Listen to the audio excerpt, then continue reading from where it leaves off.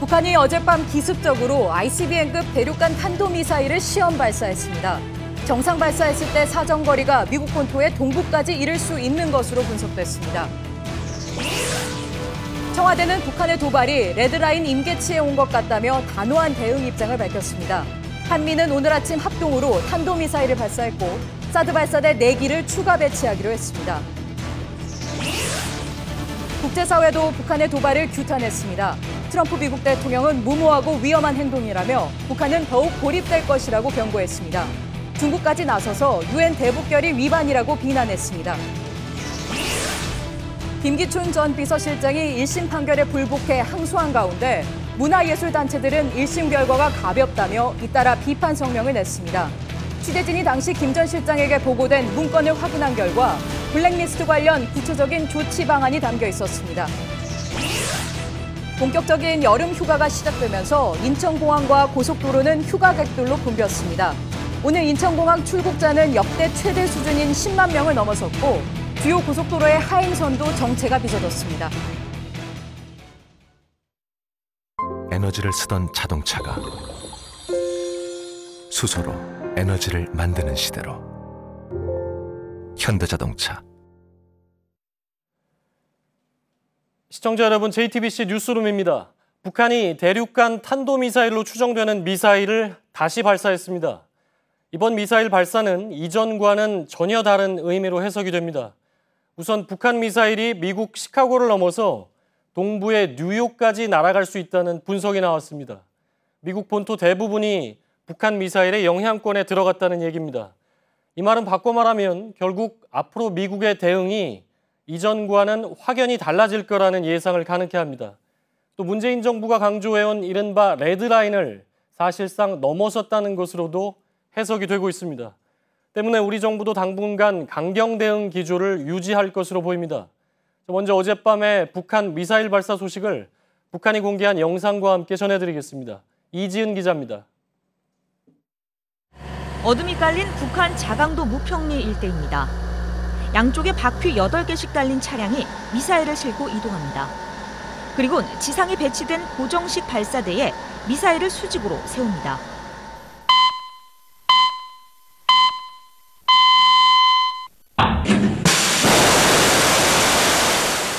굉음과 함께 불꽃이 뿜어져 나옵니다. 미사일은 곧바로 하늘로 솟구쳐 올랐고 목표 지점에 도달한 것으로 알려졌습니다. 이를 지켜본 김정은 위원장은 시험 발사 성공을 자신한 듯 활짝 웃고 있습니다. 북한 매체들은 신속하게 발사 영상을 공개하며 ICBM 시험 발사에 성공했다고 주장했습니다. 임의의 지역과 장소에서 임의의 시간에 대륙간 탄도로켓을 기습 발사할 수 있는 능력이 과시되었으며 미 본토 전역이 우리의 사정권 안에 있다는 것이 뚜렷이 입증됐다고. 북한이 오늘 발사한 탄도미사일은 정상 각도로 발사했을 경우 비행거리가 1000여 킬로미터로 사거리가 10,000킬로미터 안팎일 것으로 추정됩니다. 북한이 한밤중에 그리고 그동안 거론되지 않던 곳에서 ICBM급을 발사한 건 아무 때나 어디서든 미국 본토를 타격할 수 있다는 메시지란 해석입니다. 실제 북한은 그동안 미사일 시험 발사에 좋은 환경인 오전에 주로 도발을 감행했지만 이번엔 심야에도 구애받지 않는다는 점을 강조한 것으로 보입니다. 또 평안북도 구성이나 함경남도 신포처럼 최근에 구체적인 움직임이 감지됐던 곳이 아니라 발사 징후가 거의 포착되지 않은 자강도를 선택했습니다. JTBC 이지은입니다. 북한이 이번에 쏜 미사일에 대해서는 현재 한미 정보당국이 정밀 분석 중에 있습니다. 하지만 사거리를 포함한 성능이 대략 드러나고 있는데요. 전문가들의 의견을 토대로 안지현 기자가 설명해드리겠습니다. 어젯밤 북한이 시험 발사한 미사일과 지난 4일 쏜 ICBM급 화성 14형을 비교 분석해봤습니다. 우선 최대 정점 고도가 2,800km에서 이번엔 3,700km로 약 900km 상승했습니다. 그만큼 비행 거리와 비행 시간도 늘어났습니다. 가장 중요한 건 사거리인데요. 이 시험 발사기 때문에 1, 2차 모두 고각 발사, 즉 발사각을 최대한 끌어올려서 진행했습니다. 만약 정상 각도로 쏜다면 사거리가 8,000km에서 이번엔 10,000km가량으로 될 것으로 추정됩니다. 약 2,000km나 늘어난 셈입니다. 이 사거리가 그만큼 늘어났다는 건 미국 본토 상당 지역이 사정권 안에 들어온다는 뜻입니다. 1차 발사 땐 미국의 서부 연안까지였는데 이번엔 미국 시카고가 사정거리 안에 들고 동부 끝은 뉴욕까지 이를 수 있다고 미국 언론은 보고 있습니다. 하지만 실제 이 정도 거리에 다다를진 모른다는 분석도 있습니다. 모형 탄두의 무게나 연료를 줄여 사거리만 늘렸을 수 있다는 겁니다. 그리고 무엇보다 ICBM의 핵심 기술은 대기권 재진입 기술인데요. 이 대기권에 다시 들어갈 때 발생하는 섭씨 7,000도가량의 열과 엄청난 압력을 탄두가 견뎌야 하고 또 이 탄두가 목표 지점에 정확하게 떨어질 수 있게 해야 합니다. 하지만 낙하 지점까지 탄두가 제대로 버텨냈는지는 아직 확인되지 않았습니다. JTBC 안지연입니다. 청와대는 레드라인, 즉 넘지 말아야 할 선의 임계치에 가까이 왔다 이렇게 표현했습니다. 그러면서 새벽부터 강경한 대응 방안을 하루 종일 쏟아냈습니다. 고석승 기자가 취재했습니다. 북한이 미사일 도발을 감행한 지 1시간여가 지난 뒤인 오늘 새벽 1시, 문재인 대통령이 국가안전보장회의 NSC 전체 회의를 긴급 소집했습니다. 약 1시간 동안의 심야 회의가 끝나자 정부 출범 이후 가장 강경한 입장을 내놨습니다. 미사일 도발을 지속할수록 우리도 이에 단호히 맞서 다양한 핵심 전력을 굳건히 갖춰 나갈 것임을 엄중 경고합니다. 북한은 우리의 의지를 오판하거나 시험하지 말기 바랍니다. 청와대 고위 관계자도 지금 상황은 매우 엄중하다면서 북한의 도발을 참을 수 있는 한계선인 레드라인의 임계치에 온 것 같다고 말했습니다. 문 대통령은 NSC에서 사실상 사드 발사대 4기의 추가 배치를 지시했습니다. 국방부가 어제 일반 환경 영향 평가를 실시한 후 사드 최종 배치 여부를 결정하겠다고 밝힌 지 불과 16시간 만에 입장 변화가 생긴 겁니다. 정부는 우리 군의 미사일 능력을 향상시키는 방향으로 한미 미사일 지침 개정도 즉각 추진하기로 했습니다. 문 대통령은 또 독자적인 대북 제재도 검토하라고 지시했습니다. 문재인 정부가 강경 대응 방향으로 선회한 건 정부가 현재 상황을 그만큼 심각하게 보고 있다는 분석입니다. 근본 미사일 발사는 동북아 안보 구도에 근본적 변화가 될 가능성도 있습니다. 따라서 여러 가능성을 염두에 두고 단호하게 대응하면서 정부가 단호한 대응을 천명하면서 한반도의 긴장감이 커지고 있습니다. JTBC 고석승입니다. 이번에는 국방부에서 취재 중인 기자를 연결하겠습니다. 신혜원 기자, 미사일 발사가 이번처럼 한밤중에 이렇게 기습적으로 이루어진 게 오늘 처음이죠. 우리 군은 어떻게 대응을 했습니까? 네, 우리 군은 북한이 미사일을 발사한 지 6시간 만인 오늘 새벽 5시 40분쯤에 이 한미 합동으로 우리 군의 현무 2A와 미군의 에이테킴스 등을 동원해서 이 동해상에서 대응 사격 훈련에 나섰습니다. 지난 4일 북한이 화성 14형을 발사한 지 이튿날 이뤄졌던 맞불 사격 훈련과 같은 겁니다. 또 북한의 갱도 진지를 공격할 수 있는 신형 미사일을 공개하기도 했습니다. 예. 자, 오늘 오전이죠. 송영무 국방장관이 직접 입장을 냈죠? 네, 그렇습니다. 이 송 장관은 오전 9시에 긴급 기자회견을 열고 이 북한의 중대한 도발 행위를 강력 규탄한다면서 미군의 전략 자산을 한반도에 전개한다고 밝혔습니다. 이 미국은 연초에 칼빈슨 항공모함 등을 이 한반도 인근 해역에 파견한 적이 있고요. 또 지난 4일 화성 14형의 1차 시험 발사 후에는 B-1B 전략 폭격기를 보내서 실사격 훈련을 한 적이 있습니다. 이 송 장관은 또 독자적인 북핵의 핵미사일 대응 체계를 빠른 시일 내에 구축하겠다고 강조를 했습니다. 이에 따라서 킬체인과 KAMD 등 자체 북핵 방어 무기 체계 구축을 더욱더 앞당길 것이란 관측도 나오고 있습니다. 또 어젯밤 열린 NSC 회의에서 이 문재인 대통령이 사드 발사대 4기의 추가 배치를 이 미군과 협의할 것을 지시했고 이 국방부는 미국 측과 추가 배치를 논의했습니다. 예. 자, 사드 배치 문제는 다시 한번 차례로 자세히 알아보기로 하고요. 자, 한미 미사일 지침 개정 협상이 시작됐다. 오늘 청와대에서 오후에 발표를 했는데 자, 그건 어떤 의미가 있습니까? 네, 문 대통령이 이 한미 정상회담에서 논의가 됐었던 한미 미사일 지침 개정 협상을 즉각 개시할 수 있도록 협의할 것을 지시했다고 윤영찬 청와대 국민소통수석이 밝혔습니다. 이에 정의용 안보실장이 우리 시간으로 오늘 새벽에 허버트 맥마스터 미 국가안보보좌관과 통화를 해서 협상 개시를 공식적으로 제안을 했습니다. 미국 역시 동의한다는 입장을 전달했다고 밝혔습니다. 현재는 사거리 약 800km, 이 탄두 중량은 500kg으로 제한이 되어 있는데요. 이 사거리보다는 탄두 중량을 1톤까지 늘리는, 그러니까 약 2배 가까이 늘리는 방향으로 협상이 진행될 것이라는 관측이 나오고 있습니다. 이 탄두의 중량을 늘리게 되면 그만큼 파괴력이 커지게 되는데요. 이 현재의 500kg으로는 이 활주로 등을 파괴하는 정도지만 1톤까지 이 중량을 늘릴 경우에는 10m 이하의 지하시설까지도 타격을 입힐 수가 있습니다. 이 북한의 수뇌부는 이 한미 연합 전력의 정밀 타격에 대비해서 이 북한 전역에 약 7천여 개의 지하 벙커 시설을 구축하고 있는데 이 탄두 중량을 늘리게 될 경우에는 이 전시에 우리 미사일이 이 북한 지휘부에 더 큰 위협을 가할 수가 있습니다.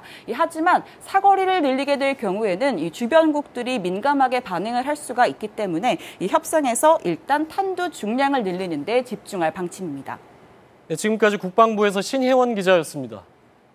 자, 지금부터는 정치부 유선희 기자와 함께 북한 미사일 발사의 의미, 또 우리 정부의 대응은 앞으로 어떻게 이루어질지를 짚어보겠습니다. 자, 유선희 기자, 정부의 오늘 대응, 앞서 리포트에도 나왔지만 이전보다 상당히 수위가 높아졌다, 이렇게 봐야 되겠죠? 네, 사실상 단기간에 할 수 있는 모든 조치를 다 했다, 이렇게 볼 수가 있겠습니다. 예. 앞서 전해드렸듯이 바로 사격 대응 훈련을 했고요. 또 신형 미사일을 공개를 했습니다. 또 미사일 탄두 중량을 늘리는 지침 개정 협상을 시작을 하고 또 사드 배치 시기까지 앞당겼습니다. 그러니까 문재인 대통령 말대로 북한 정권도 실감할 수 있는 실질적인 조치가 동시다발적으로 이루어졌다, 이렇게 볼 수가 있겠습니다. 예. 자, 문재인 정부 출범 이후에 이제 2달 좀 넘었는데 벌써 7번째 아닙니까? 그렇습니다. 대응 수위가 높아지기 시작한 게 지난번 ICBM급 미사일 발사 때부터였죠? 그렇습니다. 지난 4일 화성 14형 미사일이 발사된 직후에 처음으로 우리가 맞불 사격을 했습니다. 그리고 나서 장거리 공대지 미사일 타우러스 영상을 공개를 했는데 그때도 이제 가상이긴 했지만 김일성 광장을 폭격하는 모습을 좀 만들기도 했고요. 또 미국 B-1B 전략 폭격기가 와서 실사격 훈련을 했습니다.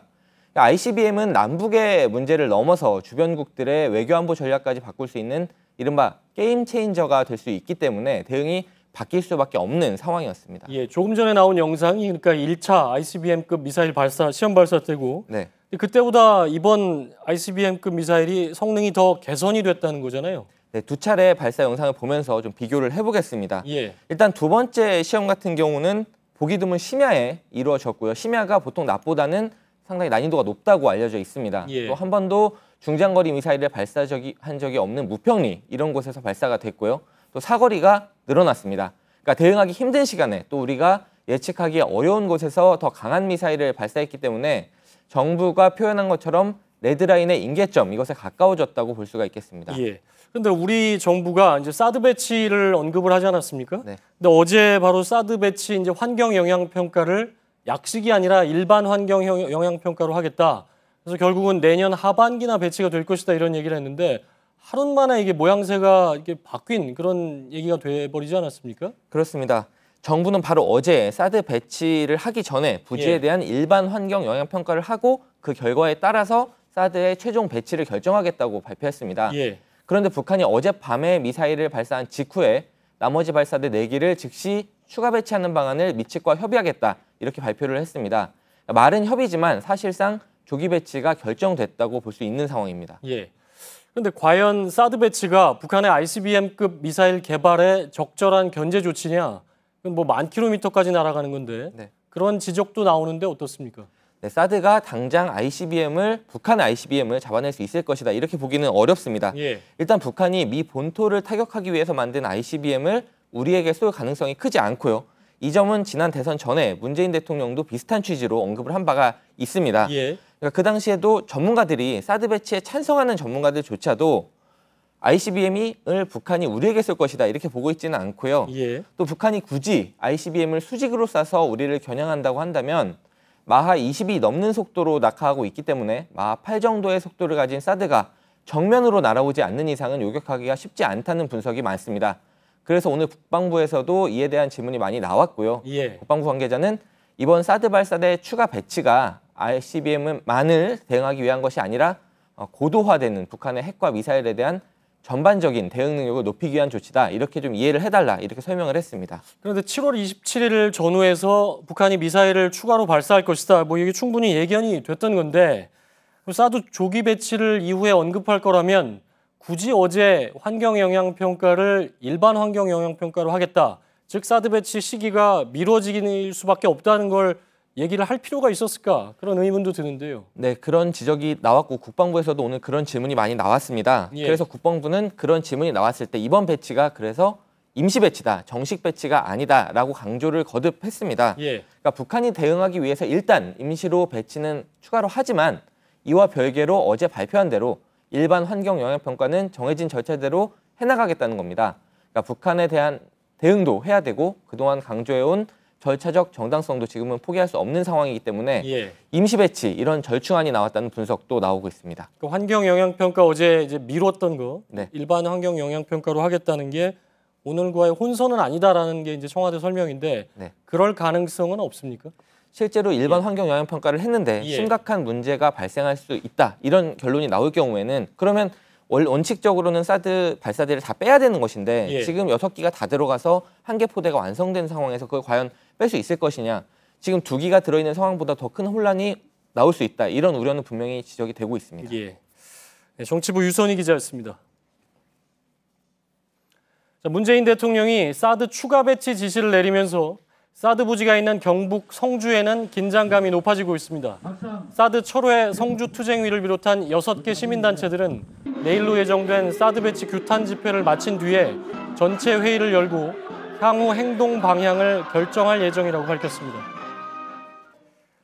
자, 미국은 북한의 ICBM 시험 발사에 대해서 이전보다 한층 강경한 태도를 취할 것으로 보입니다. 자, 미국을 직접 연결해서 미국 정부의 입장을 들어보겠습니다. 자, 심재우 특파원, 트럼프 대통령이 발사 직후에 곧바로 입장을 냈죠? 네, 그렇습니다. 여기 시간으로 북한이 미사일을 쏘아올린 건 점심때쯤입니다. 도널드 트럼프 대통령은 뉴욕 롱아일랜드로 테러 근절 의지를 보이러 가던 길이었습니다. 트럼프 대통령은 별다른 기색 없이 연설을 잘 마쳤지만 불편한 기색이 역력했습니다. 백악관은 이날 성명에서 북한의 행동은 무모하고 위험하다면서 미국 본토의 안전을 확보하고 지역 동맹국을 지키기 위해 필요한 모든 대책을 강구하겠다고 밝혔습니다. 트럼프 대통령은 또 미 상원까지 통과한 북한과 러시아, 이란, 일괄 제재 법안을 조만간 서명해 시행할 예정이라고 백악관 측이 밝혔는데 이 역시 북한이 압박을 하려는 것으로 보입니다. 예. 자, 트럼프 대통령이 어떤 선언적 의미를 얘기를 했다면 틸러슨 미 국무장관은 이제 구체적인 얘기를 했는데 이번에도 역시 중국과 러시아의 역할을 주문을 했군요. 네, 렉스 틸러슨 미 국무장관 또한 북한의 핵무장을 용납할 수 없다면서 북핵 문제 해결을 위해 중국과 러시아에 특별한 책임이 있다고 강조했습니다.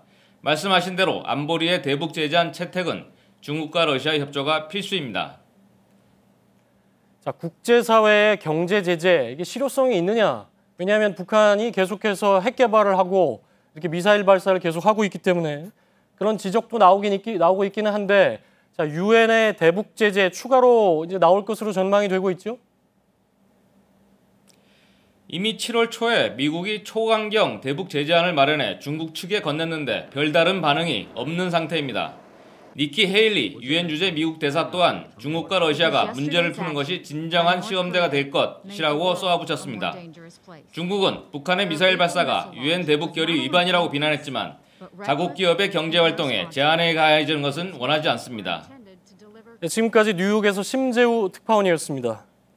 자, 이번에는 중국의 입장을 알아보겠습니다.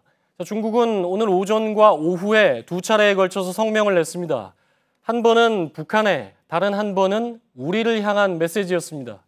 중국은 북한의 안보리 결의 위반을 지적을 했는데 우리 정부의 사드 배치 지시에 대해서도 엄중한 우려를 표한다. 이렇게 경고했습니다. 베이징에서 신경진 특파원입니다. 북한이 지난 4일에 이어 28일 ICBM인 화성 14호를 추가로 발사하자 문재인 대통령은 사드 발사대 추가 배치를 결정했습니다. 중국을 압박하려는 의도로 읽히는 대목입니다. 중국은 남북 동시 비난으로 대응했습니다. 중국 외교부는 오전엔 북한의 안보리 결의 위반에 반대한다면서도 관련국 역시 긴장의 악순환을 막아야 한다며 양비론을 펼쳤습니다.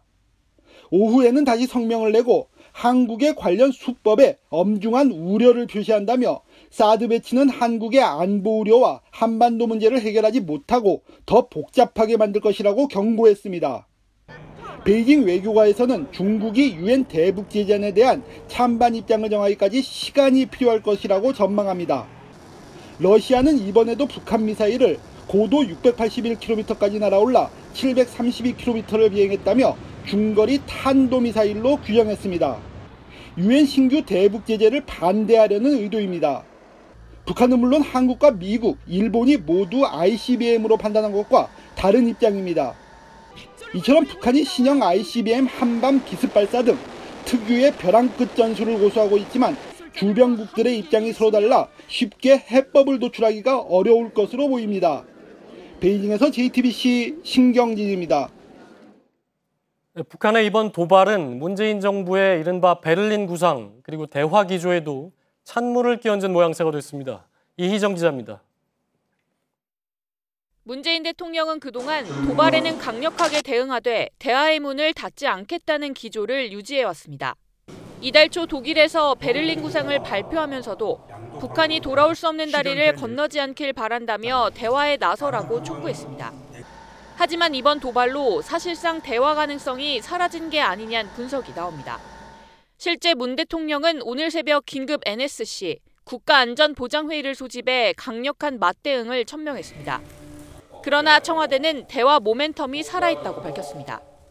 베를린 구상의 동력이 상실되지 않도록 관리하는 지혜가 필요합니다.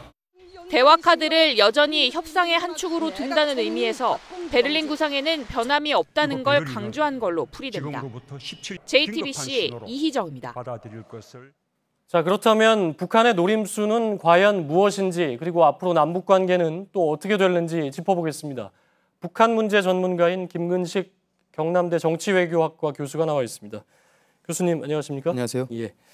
자, 일단 북한 오늘 미사일 발사 이게 대화 뜻이 없다 이렇게 봐야 되겠죠? 그렇습니다. 이 문재인 대통령의 그 베를린에서의 남북 대화 제의에도 불구하고 예. 그 두 가지가 있었죠. 이산가족 상봉과 군사회담을 하자고 했는데 특히 군사회담과 관련해서는 7월 27일 못을 박았던 회담이었습니다. 예. 그 날짜에 맞춰서 이번에 이 ICBM 발사를 했기 때문에 아마도 지금 문재인 정부 초기에 남북 간의 기싸움에서는 일단 김정은은 예. 문재인 대통령의 남북 대화 제안에는 하등에 나설 이유가 없다는 걸 단호하게 보여준 것 같고요. 예. 이와 마찬가지로 또 최근에는 그 정몽원 회장 추모식과 관련해서 현대 아산에서 금강산을 가겠다고 북쪽에 신청을 했고 북쪽에서 긍정적인 화답이 있을 것으로 예상했습니다만 이마저도 거부를 했거든요.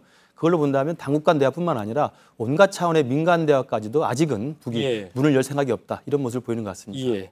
자, 북한의 ICBM 2차 발사까지는 어느 정도 이제 예견이 됐는데 뭐 이걸 어떻게 보면 문재인 정부와는 대화를 하지 않겠다 하더라도 어떻게 보면 미국과 하겠다 뭐 이렇게 해도 해석이 되지 않습니까? 그렇습니다. 앞으로는 어떻게 할 거로 보입니까? 그러니까 북한의 핵 사실상 보유 국가로 자기가 핵 무장을 하겠다는 입장은 이미 오래전부터 북한의 국가 전략으로 지금 채택이 돼 있지 않습니까? 예. 헌법에 못을 박아 있고요. 법률로도 그게 확정이 돼 있고 또 심지어 작년에는 7차 당대에서도 똑같이 핵 강국이라는 것을 표현하면서 자기들 스스로 핵무기를 포기할 생각이 전혀 없다는 것을 지금 공식적으로 인정을 한 바가 있습니다. 예. 그렇기 때문에 핵무기 보유 국가로서의 사실상 인정을 받으려면 몇 차례 핵실험을 통해서 핵 능력을 가지는 것과 더불어 이 핵무기를 날릴 수 있는 투발 수단을 확실하게 가져야 되거든요. 그러니까 5차례 핵실험을 통해서 핵폭탄을 갖고 있고 그다음에 오늘까지의 이제 ICBM 2차 발사까지 성공함으로써 일정 정도의 투발 능력을 보여줬기 때문에 예. 김정은 입장에서 사실상 핵보유 국가로 가겠다는 자기의 어떤 입장에서는 구분우선까지 왔기 때문에 예. 지금의 상황에서는 어떤 대화제에도 일단 아랑곳하지 않고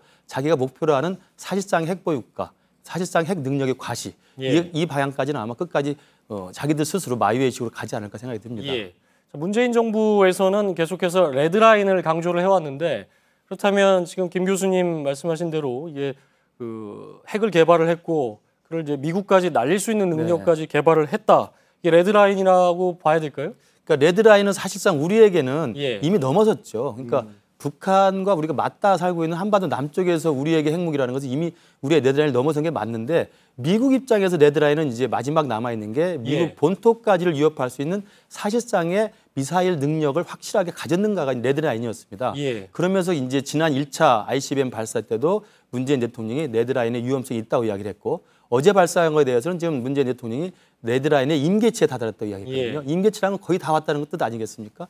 그렇기 때문에 한미 당국이 지금 차원에서 북한의 핵 도발의 마지막 레드라인은 미국 본토를 위협할 수 있는 10,000km에서 12,000km에 상당하는 장거리 미사일 투발 능력을 확실하게 갖고 있느냐. 예. 이 부분에 대한 것인데 아직 이 부분에 대해서는 이제 대기권을 나갔다가 다시 들어오는 재진입의 능력이 한미 당국은 아직은 확보하지 않았다고 보고 있는 거고 예. 북한은 어제 뭐 공식 매체에서 이야기했습니다만 확실하게 가지고 있다 이야기를 하고 있기 때문에 예. 사실상 레드라인은 거의 다 왔다고 보는 것이 타당할 것 같습니다. 그럼 레드라인을 뭐 넘어섰다는 분석도 있고 예. 지금 말씀하신 것처럼 다다랐다 뭐 이렇게 표현할 수도 있겠는데 그럼 레드라인을 넘어서면 우리 정부가 할 수 있는 건 어떤 게 있을까요? 그 부분이 제일 곤혹스러운 부분입니다. 예. 그러니까 우리가 레드라인을 설정해 놨으면 레드라인을 넘어서는 순간 우리의 입장과 우리의 대응이 바뀌어야 되는데 입장과 대응이 바뀔 만한 게 이렇게 마땅치가 않거든요. 예. 레드라인을 넘어섰다고 해서 그러면 한미 당국이 합심을 해서 북한에서 군사적 옵션을 쓸 수도 없는 거 아니겠습니까? 그렇기 때문에 김정은은 마음 놓고 지금 레드라인을 오락가락 하고 있는데 예. 레드라인에 다다랐다 하더라도 제가 생각할 때는 우리 한미 당국에서는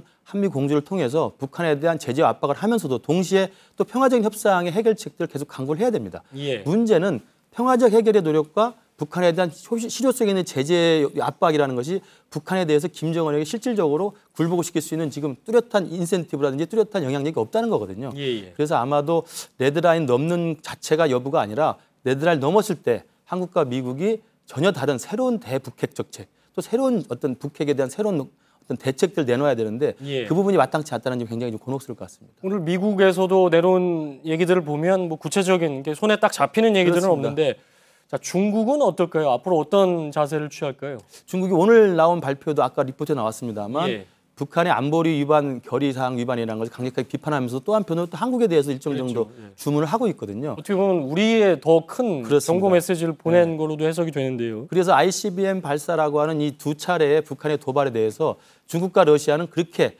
그다지 크게 유엔 차원에서 강력한 공조를 보일 것 같지는 않습니다. 러시아도 지금 국방부 차원에서는 이게 중거리 미사일로 지금 폄하하고 있는 거거든요. 예. 그래서 아마도 북한은 이미 김정은이 사실상 핵보유국이라고 하는 레드라인을 지금 거의 다 와 있고 예. 한국과 미국은 레드라인을 넘는다 하더라도 뚜렷한 대책이 없고 중국과 러시아는 팔짱 끼고 지금 방관하는 상황이어서 정말 북핵 문제가 어느 정도 상황에 다다르면 우리에게는 전혀 새로운 고민과 새로운 창의적 해법이 필요하지 않나 생각이 예. 듭니다. 마지막으로 하나만 더 질문을 드리면 청와대에서는 그래도 뭐 당연히 강경 규제로 가지만 그래도 모멘텀이 그러니까 뭐 한번 계기가 있을 것이다. 예. 전환할 계기가 있을 것으로 기대한다.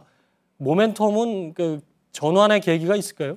만약에 어제 같은 이런 미사일 도발이 없었다고 한다면 예. 청와대 분위기는 아마 8.15 경축사를 통해서 8월이나 9월 정도에 남북대화가 좀 열리고 예. 10월 정도에 14선언 있지 않습니까? 예. 14선언 10주년이기 때문에 그것을 계기로 해서 아마 남북 간의 어떤 모티브를 찾으려고 했는데 예. 이번에 도발에 의해서 아마 그 부분도 쉽지는 않을 것 같습니다. 그렇다면 8월은 오히려 대화의 어떤 모멘텀이 생기는 게 아니라 남북 간의 강대강의 대결이 맞부딪히는 한반도의 8월 위기설이 될 것 같고요. 예. 그래서 저는 제가 생각할 때 대화의 어떤 계기를 마련하는 것은 우리 스스로의 말로만 되는 게 아니라 가장 중요한 시급한 과제는 그동안 10년 동안 끊어져 있던 남북 간의 이 비공개 채널들을 확보하는 게 제일 중요합니다. 예. 지금 우리가 북한에 대해서 지금 속수무책을 당하고 있는 게 북한과 연결할 수 있는 라인이 하나도 없거든요. 그래서 그 부분을 예. 지금 빨리 복구해서 북한의 속내, 우리의 본심을 서로 교환하면서 상대방이 어떤 생각을 하고 있는지를 좀 허심탄회하게 예. 이야기해보는 것. 저는 그 부분이 지금 우리가 가장 지금 주력해야 될 부분이 아닌가 싶습니다. 예. 그러니까 개성공단 폐쇄 이후에 완전히 단절된 그렇습니다. 채널 지금 봐서는 그게 쉽게 이게 복원이 될 가능성은 뭐 없어 보이고요. 예, 지금까지 김근식 경남대 정치외교학과 교수였습니다. 말씀 감사합니다. 자, 다음 소식입니다. 김기춘 전 대통령 비서실장은 어제 법원에 항소장을 제출했지요. 블랙리스트 지시 혐의 인정할 수 없다 이런 주장을 펴고 있습니다. 하지만 김 전 실장에게 보고된 문건을 확인한 결과 김 전 실장이 이른바 좌파 문화예술인을 골라내고 예산 지원에도 관여한 정황이 확연히 나타났습니다. 박민규 기자의 보도입니다. 2013년 8월 초 청와대에 입성한 김기춘 전 비서실장은 임명 직후부터 수차례에 걸쳐 이른바 좌파 문화예술인에 대한 전수조사 그리고 적절한 조치를 청와대 수석과 비서관들에게 지시합니다. 박근혜 전 대통령의 강한 의지임을 강조하기도 했습니다. 취임 9개월 뒤인 2014년 5월 정무수석실은 김기춘 전 실장에게 문제단체 조치 내역 및 관리 방안 보고서를 보고합니다. 정부와 민간이 함께 만든 모태펀드가 좌파 문화운동의 자금 창구가 된다며 창업투자사의 실질적 영향력을 행사하는 한국벤처투자사의 임원진을 교체해야 한다는 내용이 담겼습니다. 총 130건, 139억 원의 문제 예산을 확인했다며 문제단체와 좌편향 인사를 관리해야 한다는 점검 내용에 이어 구체적 조치까지 적시한 겁니다. 또 좌파 성향 영화진흥위원회 업무를 한국콘텐츠진흥원으로 대거 이관해야 한다고 건의합니다. 모두 김 전 실장이 직접 보고받은 내용입니다. 같은 해 10월 만들어진 건전 문화예술 생태계 진흥 및 지원 방안 보고서엔 영화제 지원 축소 방안도 구체적으로 등장했습니다. JTBC 박민규입니다. 예, 사회부 심수미 기자와 좀 더 얘기를 나눠보겠습니다. 자, 심수미 기자. 김기춘 전 실장은 여전히 블랙리스트 모른다 이런 입장인 거죠? 네, 그렇습니다. 한마디로 말씀드리면 이제 나는 관여하지 않았다. 하지만 이 문건이 작성된 경위들은 정당한 목적으로 만들어졌다라는 겁니다. 좀 더 구체적으로는 이 정부 예산의 균형적인 쓰임새를 위해 만들어진 것이지 특정인을 어떤 지원 배제를 위한 목적이 아니었다라는 겁니다. 1심 재판부는 이 두 가지 모두를 받아들이지 않았습니다. 예. 오늘 리포트에도 나왔지만 그 문건이 굳이 아니더라도 재판에서도 김 전 실장이 블랙리스트를 작성을 지시했다. 이런 증언은 여러 번 나왔죠. 네, 김 전 실장은 2013년 8월 초에 임명이 됐는데요. 바로 직후인 8월 말부터 실장과 수석비서관 회의, 이른바 이 실수비에서 종북 세력이 문화계를 장악했다면서 좌파 척결을 지속적으로 강조했습니다. 재판부는 김 전 실장이 블랙리스트 실행 과정에서 하나하나 실무적으로 가담하지는 않았다고 하더라도 청와대 비서실장이라는 그 위치와 또 영향력을 비춰보면 범죄를 본질적으로 주도했다고 설명했습니다. 예. 자, 그런데 오늘 문건의 의미 이걸 보면 김기춘 전 실장이 구체적으로 좌파 단체를 골라내고 여기 예산 제한까지 어떻게 보면 관여를 했다. 이렇게 볼 수 있는 거죠? 네, 그렇습니다. 이제 해당 문건을 보면 국세청 자료로 보조금 분석을 가능하도록 한다라는 이런 부분을 제외하면은 대부분 좌파 억제를 위해 고민한 흔적이 나타나 있습니다. 정부 공모 사업이나 이제 위원회에서 배제하라면서 좌파 성향으로 분류한 명단만 3,000개 단체 그리고 8,000여 명에 달합니다. 재판부 역시 문건 내용 대부분이 정부 비판 목소리를 내는 세력에게 지원금을 주지 않도록 한 정황이라고 판단했습니다. 예, 그런데 부산영화제 지원금 삭감 이 문제는 본인이 청와대를 떠난 이후의 일이다. 나는 모른다. 이렇게 주장을 해왔지 않습니까? 그렇습니다. 그런데 이제 김 전 실장이 재직 중이던 2014년 10월에 보고받은 문건을 일부를 잠깐 보시면요. 국제영화제는 정부 예산이 차지하는 비중이 15에서 20%인 만큼 예산을 삭감하게 되면 그 운영과 행사에 미치는 영향이 지대하다라고 되어 있습니다. 이게 보고를 받은 내용이군요. 그렇습니다. 입맛에 맞지 않는 영화를 상영하면 그 영화제 예산을 삭감하겠다라는 계획은 이미 일찌감치 수립이 돼 있던 겁니다. 예. 그러니까 지금 이제 항소심이 시작이 될 텐데 여러 가지 정황이 있고 이런 문건도 나왔고 그럼에도 불구하고 김 전 실장은 일부 인정이라도 할 가능성은 없는 거로 봐야 될까요? 네, 이제 문화예술기금 그리고 영화발전기금 등의 관리와 운용이 독립적으로 이루어져야 한다라는 것은 관련법에 명시가 돼 있습니다. 그런데 실정법에 어긋날 뿐더러 또 헌법상 보장된 표현의 자유를 심각하게 침해하고 있다라는 게 법원의 판단이었는데요. 하지만 이제 김 전 실장의 이런 헌법 유린 행위에 비하면 징역 3년이 이제 가벼운 것이라는 게 시민사회단체와 문화예술계의 목소리입니다. 그러니까 그 재판부가 헌법 유린에 해당하는 아주 중대한 범죄다라고 하고 3년형을 선고한 게 좀 약한 게 아니냐라는 게 이제 일부 단체에서 얘기가 나왔었죠. 네. 네, 앞으로도 이제 김 전 실장 그리고 박 전 대통령도 마찬가지인데요. 각각 이제 구체적으로 지시하거나 보고받은 게 아니다. 그리고 이제 보수층 유권자들에게 선출된 대통령의 국정 철학을 실행한 것뿐이다라는 주장을 펼 것으로 보입니다. 그러니까 블랙리스트 자체에 대해서는 뭐 그런 게 있는지는 모르겠으나 나와는 무관하다. 그렇습니다. 이 부분을 집중 부각한다. 이렇게 봐야 되겠군요. 심수미 기자였습니다. 자, 오늘 오전 8시 30분쯤 세월호 2층 화물칸에서 수거한 진흙을 분류하던 중 사람 뼈로 추정되는 뼈 조각이 추가로 한 점 발견됐습니다. 해수부는 미수습자 가족의 요청으로 뼈의 부위에 대해서는 공개하지 않기로 했습니다. 오늘까지 화물칸에서만 모두 12점의 유해가 수습됐습니다. 네, 최근까지 백악관에선 참모진들끼리 권력 다툼을 벌여 갈등이 고조돼 왔습니다. 공보국장, 국내로 본다면 청와대 홍보수석이 비서실장에게 욕설까지 퍼붓는 상황입니다. 그런데 트럼프 대통령은 공보국장이 아닌 비서실장을 대통령 전용기 안에서 전격 경질했습니다. 워싱턴에서 김영기 특파원입니다. 트럼프 대통령이 전용기 에어포스원에서 트위터 3개를 연이어 올립니다. 라인스 프리버스 비서실장 후임에 존 켈리 국토안보부 장관을 임명한다는 내용. 에어포스원에 탔던 프리버스는 기내에서 경질을 통보받았습니다. 활주로에 내린 트럼프는 두 사람을 치켜 세웠습니다. Reince is a good man. John Kelly will do a fantastic job. General Kelly has been a star, done an incredible job thus far, respected by everybody. 프리버스는 트럼프의 장녀 이방카 부부를 등에 업은 스카라무치 공보국장으로부터 정신분열자란 막말을 들으며 권력에서 밀려났다는 소문이 끊이질 않았습니다. 트럼프가 스카라무치의 막말을 용인한 것은 프리버스 경질의 분위기 잡기용이었다는 분석이 나옵니다. 켈리 신 비서실장은 해병대 사성장군 출신으로 북한의 강경한 입장을 갖고 있습니다. If he gets one, it does change the equation whether he uses it or not. 공화당 당뇨 출신 프리버스 실장과 스파이서 대변인이 물러남에 따라 백악관은 트럼프 장녀 이방카 부부 측근과 충성심 강한 군인 출신들이 장악하게 됐습니다. 워싱턴에서 JTBC 김현기입니다. 여름 휴가철이 본격 시작됐습니다. 북한의 미사일 발사도 휴가객들의 발길을 잡진 못했습니다. 오늘 인천공항은 해외로 떠나는 여행객들이 역대 가장 많았습니다. 고속도로 역시 피서지로 가는 차량들이 쏟아져 나와 극심한 정체를 빚었습니다. 김태형 기자입니다. 여행용 가방에 올라탄 아이 얼굴에 설렘이 가득합니다. 기다리는 줄은 길어도 하나같이 지루한 표정은 찾아보기 어렵습니다. 라오스는 약간 개발이 덜 된 조금 신비의 이미지가 좀 있어서 저희가 이번에는 라오스를 선택했고 좀 더 즐겁게 살 수 있을 것 같은 그런 느낌들 때문에 본격적인 휴가철이 시작된 오늘 인천공항은 하루 종일 해외여행을 떠나는 여행객들로 붐볐습니다. 역대 가장 많은 10만 4천여 명이 인천공항을 통해 해외로 떠났습니다. 이번 주 전국 초등학교가 여름방학에 들어갔고 휴가를 낸 직장인들까지 더해져 가족 단위 여행객들이 대부분이었습니다. 싱가포르 국립대학을 견학을 해가지고 아이들에게 이곳 대한민국이 아닌 좀 더 넓은 세상을 보여주기 위해 가지고 이번에 좀 기회를 잡고.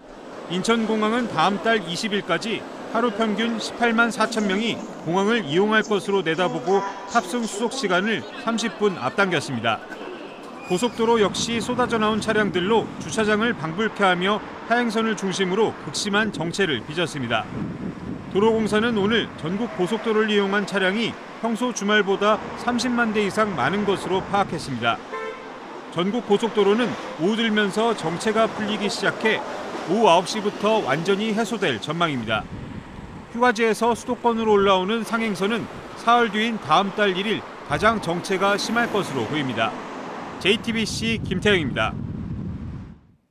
네, 이렇게 휴가철을 맞아 야외에서 가족이나 친구들과 술 한잔하고 운전대 잡는 분들 계실 겁니다. 경찰이 대낮 음주운전에 대해 특별 단속에 나섰습니다. 강희영 기자입니다.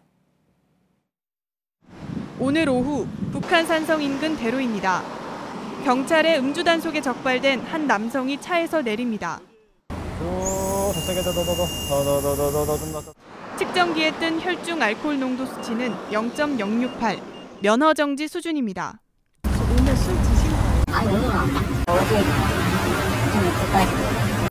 경찰은 휴가철이 시작된 오늘부터 다음 달 13일까지 휴가철 대낮 음주운전에 대한 특별 단속에 나섰습니다.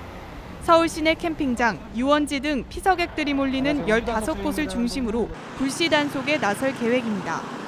시범적으로 시행된 어제부터 오늘까지 이틀 동안 이뤄진 단속 현장에서 면허 정지 수준 3건이 적발됐고 일부 음주운전자는 수치가 낮아 훈방 조치됐습니다. 비 와가지고 이렇게 놀러 오니까 오랜만에 오니까는 지금 친구들도 술 한잔 먹고 해가지고 이거 음주운전하면 안 되는 게 알죠? 알려줬어요.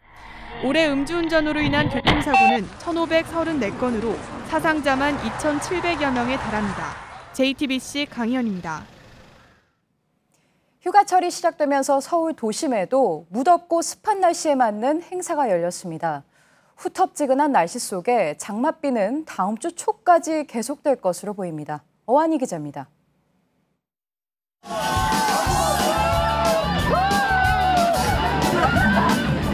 차도를 점령한 사람들이 시원한 물총 세례를 퍼붓습니다. 물통을 메고 물안경에 우비까지 준비했지만 상대방이 뿌리는 물줄기를 맞으며 오히려 시원해합니다. 휴가를 떠나지 않고 도심에 남은 이들은 오늘 이렇게 거리에서 더위를 이겼습니다. 오늘 낮 서울의 최고 기온은 30도, 습도는 줄곧 70%를 웃도는 후텁지근한 날씨였습니다. 장마전선의 영향으로 내일은 수도권과 강원 북부에 5에서 40mm의 비가 오겠습니다. 오늘 비가 내렸던 충청과 남부지방은 내일도 오후부터 밤 사이 국지성 소나기가 예상됩니다. 비는 본격적인 여름 휴가철이 이어지는 다음 주에도 계속됩니다. 전국적으로는 화요일인 다음 달 1일까지, 강원 영동 지방은 3일 목요일까지도 비 소식이 이어지겠습니다. 비가 그친 이후에는 전국적으로 흐리고 습한 날씨가 계속될 것으로 전망됩니다. 한편 현재 일본 남쪽 먼바다에서 이동 중인 제5호 태풍 노루는 다음 주 초 일본 오키나와로 접근할 것으로 전망되는데 우리나라에는 별다른 영향을 주지 않을 것으로 예상됩니다. JTBC 어환입니다. 녹조로 뒤덮인 낙동강 창녕 함안보에는 아직도 조류경보가 내려져 있습니다. 환경당국은 주변의 어업까지 금지했습니다. 어민들 생계가 막막해졌는데 당국은 예상치 못한 일이라고 말합니다. 배송주 기자입니다. 지난 5일 조류경보가 관심에서 경계 단계로 격상된 낙동강 창녕 함안보 일원에 붙은 경고문입니다. 강물을 마시는 것은 물론 물놀이를 자제하고 반려동물 접근도 주의해야 한다고 적혀 있습니다. 이와 함께 낙동강에서 물고기 잡이와 식용을 자제하라는 내용도 포함됐습니다. 낙동강 어민들은 생업을 강제적으로 중단시킨 꼴이라며 반발하고 있습니다. 지금은 전화를 하면은 이제 낙동강도 안 먹는다 입니다. 실제 강변에는 걷어들인 그물이 가득 쌓였고 가두리도 텅 비었습니다. 그렇지 않아도 갈수록 어획량이 줄어드는데 이번엔 아예 생계수단 자체가 막혀버린 겁니다. 3일 만에 나온 이 동작의 3마리 이 급으로 왔다 갔다가 연료비도 안 되고 더 이상 낙동강에 나올 필요가 없을 것 같습니다. 낙동강유역환경청은 조류경보 발령에 따라 후속 조치를 취하는 과정에서 어민 피해는 미처 생각하지 못했다고 밝혔습니다. 환경단체들은 어업활동 중단에 따른 보상과 함께 보호 개방 등 녹조를 없앨 보다 근본적인 조치가 필요하다고 주장하고 있습니다. JTBC 배승주입니다. 집중호우로 침수됐던 수도권 제2외곽 순환고속도로 인천 김포 구간 해저터널이 일주일의 복구 작업을 끝내고 오늘 통행을 재개했습니다. 총 5.5km 길이의 왕복 6차로인 이 터널은 국내에서 가장 긴 해저터널입니다. 오늘 새벽 서울 동대문역 부근에서 도로에 쓰러져 있던 59살 문모 씨가 지나가던 승용차에 깔리는 사고가 발생했습니다. 사고 직후 출동한 소방대원이 문 씨를 구조해 병원으로 옮겼지만 결국 숨졌습니다. 연명치료 중단 판결을 받아 논란의 중심에 선 영국의 희소병 아기 찰리 가드가 첫 돌을 일주일 앞두고 숨졌습니다. 세계에서 16명뿐인 미토콘드리아 결핍 증후군 환자였던 찰리는 생명 유지 장치 제거 결정이 나온 지 하루 만에 숨을 거뒀습니다. 메이저리그 볼티모어의 김현수 선수가 트레이드를 통해 필라델피아 유니폼을 입게 됐습니다. 미국 진출 2년차인 김현수는 올 시즌 주전 경쟁에서 밀려 56경기에서 타율 2할 3푼 1리를 기록했습니다. 필라델피아는 내셔널리그 동부지구 최하위지만 외야진이 탄탄해 김현수는 험난한 주전 경쟁을 치를 것으로 보입니다. 네, 더운 여름이면 시원한 영화관 찾는 분들 많으시죠? 올여름 극장가에선 실화를 소재로 한 영화들이 인기를 끌고 있습니다. 영웅 대신 평범한 인물이 주인공입니다. 권근영 기자입니다. 1945년 일본의 탄광섬에선 강제로 끌려온 조선인들이 처참한 생활을 이어갑니다. 개봉 사흘 만에 200만 관객을 넘어선 영화 군함도입니다. 외화 중에선 1940년 영국군의 철수 작전을 다룬 덩케르크가 화제작으로 떠올랐습니다. 다른 전쟁 영화와 달리 화려한 전투 장면 대신 생존을 위한 처절함을 그렸습니다. 다음 주엔 1980년 5월 광주 민주화 운동을 배경으로 한 영화가 도전장을 던집니다. 독일 기자를 태우고 광주에 간 택시 기사가 주인공입니다. 영웅 대신 평범한 인물이 인간의 도리를 질문합니다. 오빠가 손님을 두고 왔어. 아픈 역사 속 실화를 배경으로 이름 없는 민초들의 살아남기 위한 노력. 올해 여름 영화의 흥행 공식입니다. 그 현재를 반추해보고 좀 이 미래를 생각하기 위해서 오히려 역사를 다루는 것이 아닐까 그런 생각은 해봐요. 영화 구남도를 둘러싼 스크린 독과점 논란이 커지는 가운데 올여름에도 1000만 영화가 탄생할 수 있을지 주목됩니다. JTBC 권근영입니다. 한 번도 어렵다는 태극마크를 22년간 달고 있는 선수들이 있습니다. 바로 스키점프 삼총사 얘기입니다. 스키점프에 불모지였던 우리나라에서 오랜 세월 한솥밥을 먹으며 6회 연속 올림픽에 도전합니다. 서준석 기자입니다. 훈련할 공간이 없어 손수레에 올라 중심을 잡고 자동차에 리어카를 달아 속도감을 익힙니다. 우여곡절 끝에 오른 점프대. 활주로를 내려온 선수들이 V자 모양으로 날아오릅니다. 영화의 실제 모델 최흥철, 김연기, 최서우 선수가 다시 점프대 위에 섰습니다. 발끝이 활주로를 떠날 땐 최고 시속 95km에 달합니다.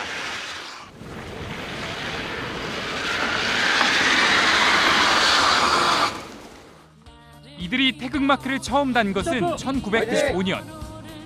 이후 나가노부터 소치까지 모든 동계올림픽에 참가했습니다. 스키점프의 스키는 일반 스키에 비해 길이가 길고 폭도 더 넓습니다. 공기의 힘을 받아 더 오래 날기 위해서입니다. 우리 스키점프는 6회 연속 올림픽 출전에 도전장을 내밀었습니다. 대표팀은 올 겨울 평창을 꿈꾸며 이곳 스키점프대에서 맹훈련하고 있습니다. 불가능이라는 걸 갖다가 만든 이유가 뭘까요? 깨기 위해서 만드는 거 아닐까요? 어느덧 30대 중반이 된 삼총사는 내년 2월 평창올림픽에서 멋진 기상을 꿈꿉니다. JTBC 서준석입니다. 네, 마지막으로 날씨입니다. 내일은 서울과 경기 북부, 강원 북부에 오전부터 비가 내리겠습니다.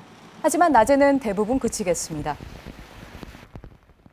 네, JTBC 뉴스룸을 마치겠습니다. 시청해주신 여러분 고맙습니다.